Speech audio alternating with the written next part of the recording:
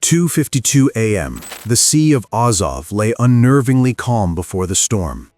Armored columns crept through the mist, led by T-90M Pro tanks, flanked by BMP-3s and BTR-82s. Su-34s screamed overhead, while a Mi-28 Night Hunter prowled the harbor. In Moscow, a red-lit map room framed Mariupol like a chessboard. Orders whispered down the chain.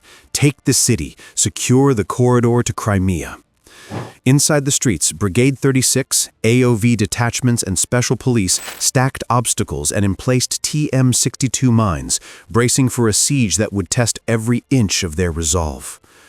Before we dive into this battle, let us know where you're watching from in the comments, and don't forget to subscribe so you'll be first to get the latest war updates.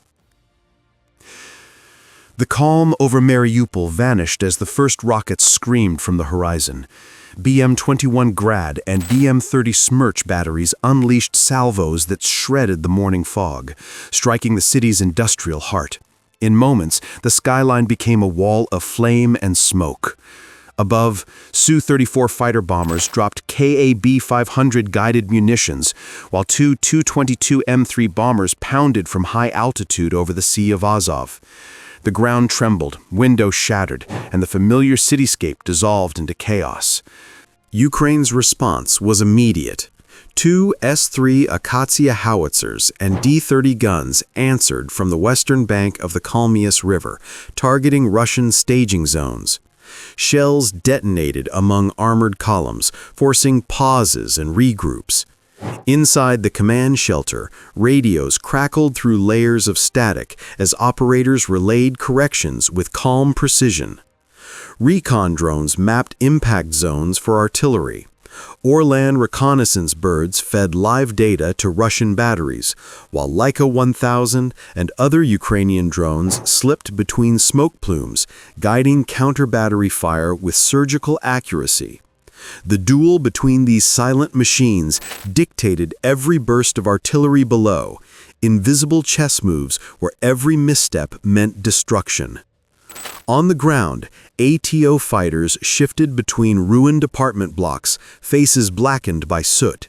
No retreat, came the order. Hold every meter. They knew what that meant. Each block lost would open the city's heart. As Grad rockets roared overhead, defenders tightened their lines, linked trenches, laid fresh tripwires, and prepared ambushes at crossroads. The second barrage hit. BM-30 launchers focused on the port, cluster warheads detonating near fuel depots. Towers of fire climbed into the sky, visible from miles across the Azov. Yet amid the inferno, defenders kept firing, adjusting elevations and striking back. Every salvo was a message. Mariupol will not surrender. Russian armored columns pushed through Lenin Avenue only to be met by mobile Ukrainian anti-armor teams armed with skiff-launched ATGMs.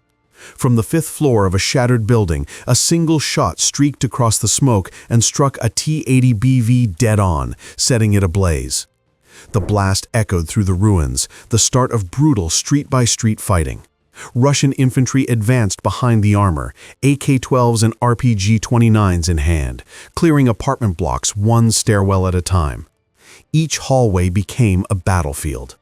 Across the rooftops, Ukrainian squads coordinated with Punisher drones that dropped small grenades onto exposed supply trucks trying to move through narrow streets.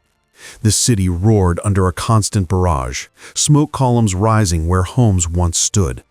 In retaliation, Russian forces deployed TOS-1A thermobaric launchers. Their rockets shook the air with devastating overpressure waves. Fireballs rolled down streets, consuming what little remained standing. Yet the defenders refused to break. They moved through tunnels and side alleys, firing in short bursts and vanishing before Russian spotters could respond. In Moscow's defense command, the mood grew tense.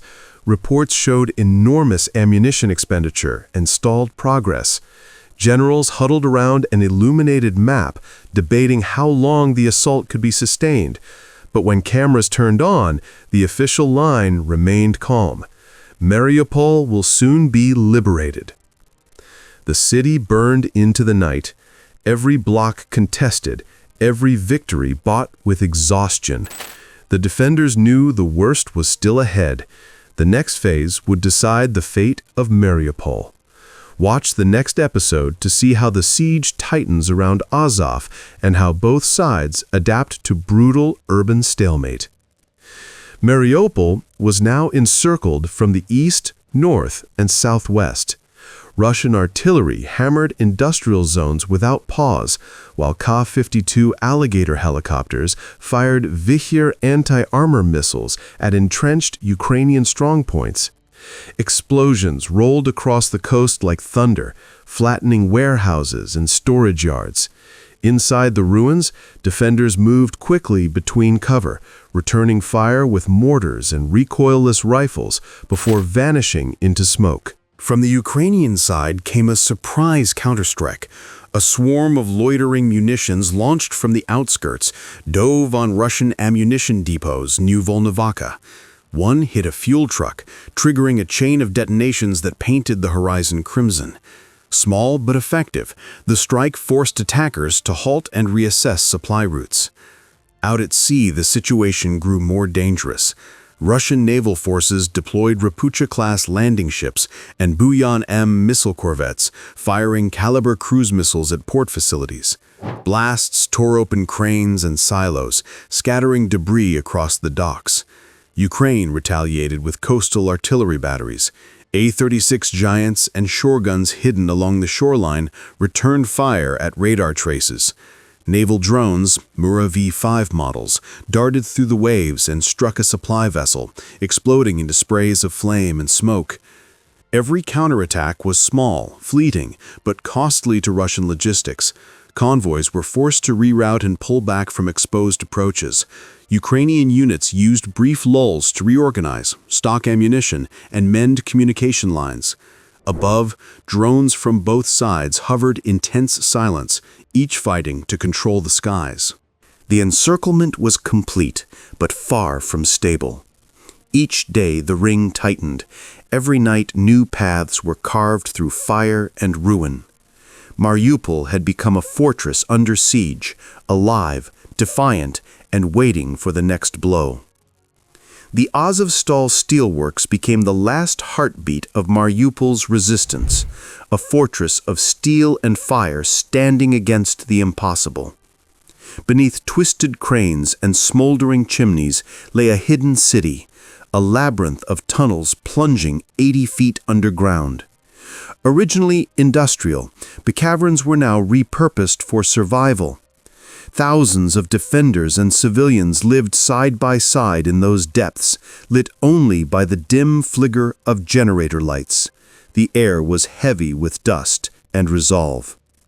Ukraine fused air, sea, and ground assets into a single tempo. Smoke curtains masked radar signatures, Gepard systems contested the sky, while Vilka rockets and coastal fires shredded incoming threats. What began as a Russian preemptive ambush shifted decisively. The Black Sea itself became Ukraine's launch pad, turning a naval fuel hub into a battlefield where every mile of water and every second of timing counted. Undercover, T-72AM and Rosomak infantry carriers roared ashore at nearly 30 miles per hour, tracks clanging over steel decking slick with salt spray. Drone swarms that had guided earlier missile strikes hovered at altitude, mapping bunkers and feeding real-time coordinates to armored spearheads.